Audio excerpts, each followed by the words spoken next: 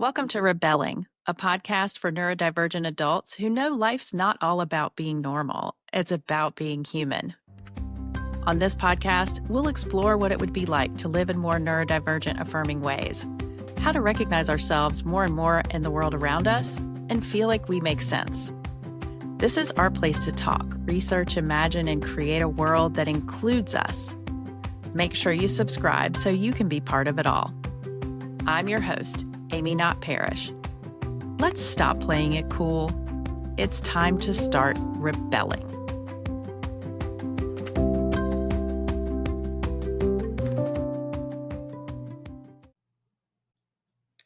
Hey y'all, welcome back to Rebelling. Today marks the start of a new series called Social Security.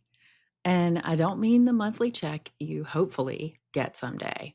I mean actual social security. The security that we build with other humans and the environments we live in. In the conventional sense, we trade our lives for the promise of security later. Decades of work, sacrifices and stress, and hopefully a check shows up when we retire. But what if security could exist in the here and the now, and the connections we build and the care we give and receive? That's the kind of social security we'll explore in this series.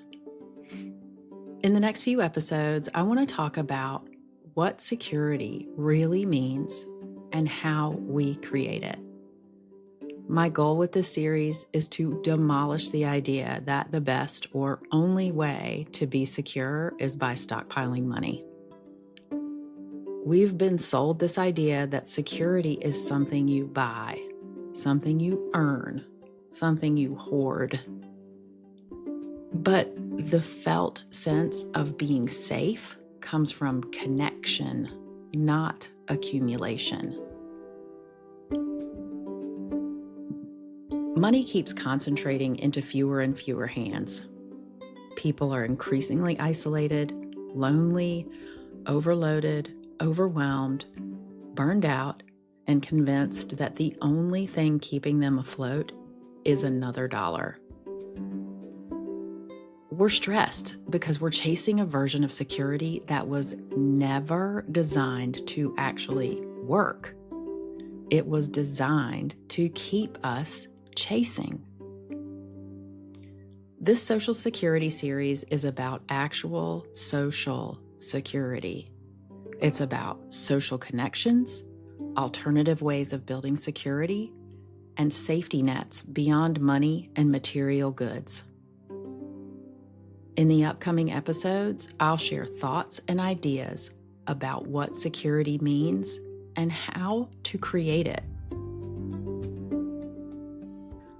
When most of us think of Social Security, we think of it as a monthly check we get when we retire. Money that keeps us going when we stop working. Retirement accounts as Social Security. But there's a real and ongoing social security that exists all around us. The support, care, and connection we build with other humans and our environment over the course of our lives. It's the one we slowly lose as we trade community for independence, connection for productivity, support for self-sufficiency. And that's what this series is really about, exploring what it looks like to feel secure through belonging, not through currency. Y'all, having money is seen as freedom, but at costs that are often invisible until it can feel like it's too late.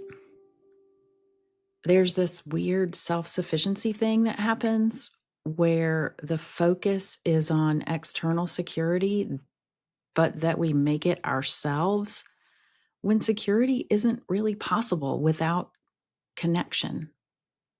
And because we try to build security through institutional relationships, our security is often at the whim of the markets, the economy, and policy. We create close relationships with our companies and our money, and our lives end up at the mercy of systems that cannot and do not care about us. We create relationships with our jobs and expect them to keep us safe. And then we're shocked when they don't. I'll never forget, I was working at Whole Foods, and oh my gosh, y'all, I loved Whole Foods so much. And one day, someone I worked with stopped me as I was talking about how just like disappointed I felt in Whole Foods. And this person said to me, they said, "Amy, Whole Foods is never gonna love you back." And it really totally floored me. I had never considered that the care and the love that I felt for the company that I was working for was not being returned to me. It was a pivotal moment in my life.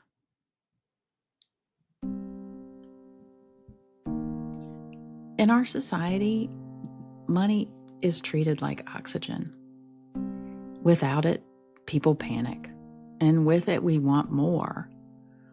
But what we rarely acknowledge is that relationships, trust, and community are equally, if not more, essential to surviving and thriving. Social safety nets are undervalued because they're harder to quantify, they're harder to see, but they're what actually keep people afloat when life gets messy.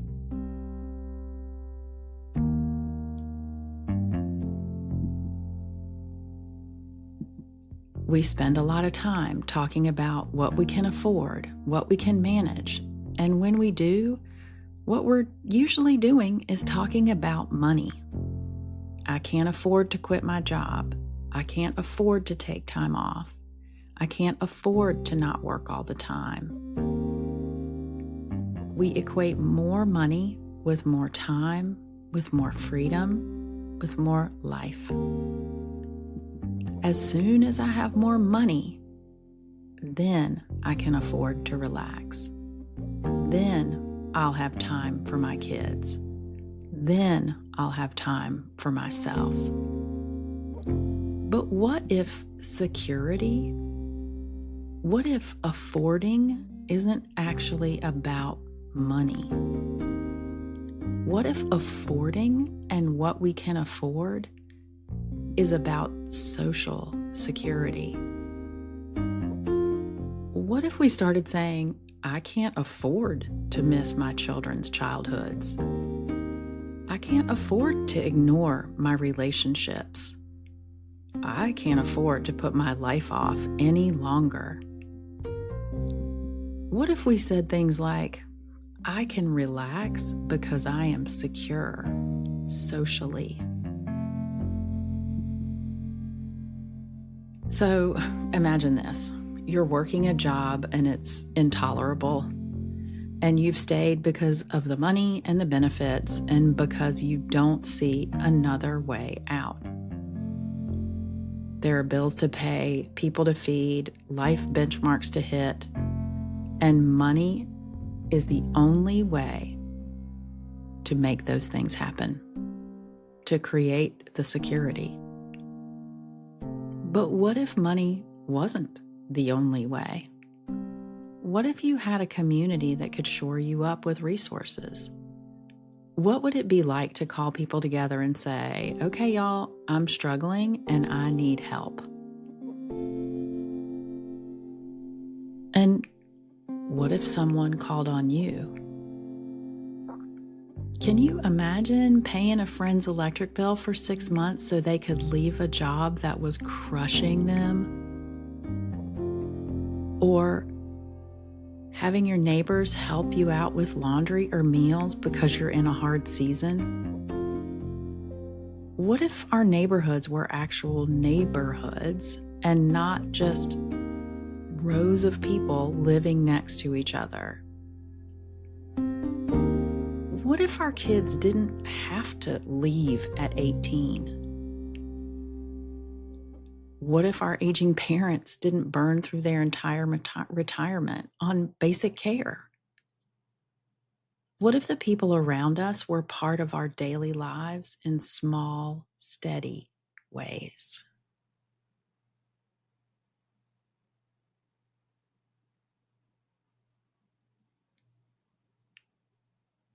We are our own safety nets, and yet we have been convinced that money is the only thing that will save us, that we shouldn't ask for help, that failure is shameful, and that being down on your luck is humiliating. That the biggest symbol of success is not needing anyone at all. We're embarrassed when we fail and embarrassed when we succeed. And when you really need people the most, you rely on credit instead of a helping hand. I know this from experience. I had to take out a personal loan to pay off debt I accumulated when work suddenly dropped off, and I didn't know what to do. I didn't tell anyone. I just kept hoping it would get better. I was embarrassed, even though I didn't do anything wrong. I still thought I had to hide it. And I really wonder if I could have been more honest and turned to my friends and connections and community. What could have been different? That's what I want us to talk about. In this series, I want to create a new understanding of security that treats community as wealth, that demotes money to the role of resource rather than savior.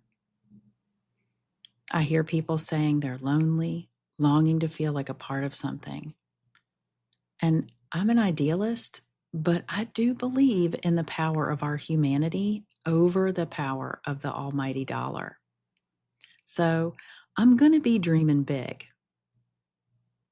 The episodes in this series are going to explore things like asking for help, investing in your social circle, being influenced by the people in your life and letting yourself be affected by them. We'll talk about privacy and social purpose, expanding the idea of self-care to include social care. We'll talk about communication, healthy relationships, and the difference between conflict and tension. And we'll set social goals for the upcoming year. It's kind of funny, when I was putting this together, I thought, is it weird to be a neurodivergent person talking about the importance of social connection? And really, no, not at all. When you understand that neurodivergence is about more than just differences, it's about seeing the world differently and how these perspectives can give us the freedom to adapt and grow beyond what is normal. It gives us all the leeway to find new ways of doing things when the usual ones are not working. And I'm really excited to bring this idea to you and to hear what you think. The next episode will look at the ways systemic individualism has become a way of life, who benefits from that, and what we can do to become a community again. It's not going to be easy to turn away from money as the silent partner that helps you stay self-sufficient and secure, but I think it's definitely going to be worth it. Please feel free to email me at amy@rebelling.me if you have any thoughts or ideas about new ways to understand social security. I'm always interested in working with people who are ready to explore these kinds of ideas for themselves. There's a scheduling link in the show notes if you want to talk to me about that. Y'all, thank you so much for listening, and I'm looking forward to seeing you next time.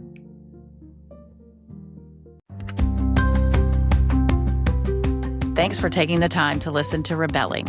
You can find resources and links from this episode in the show notes or at rebelling.me/podcast. Thanks to everyone who supports this podcast. And if you enjoyed this episode, please subscribe and share, rate, and review.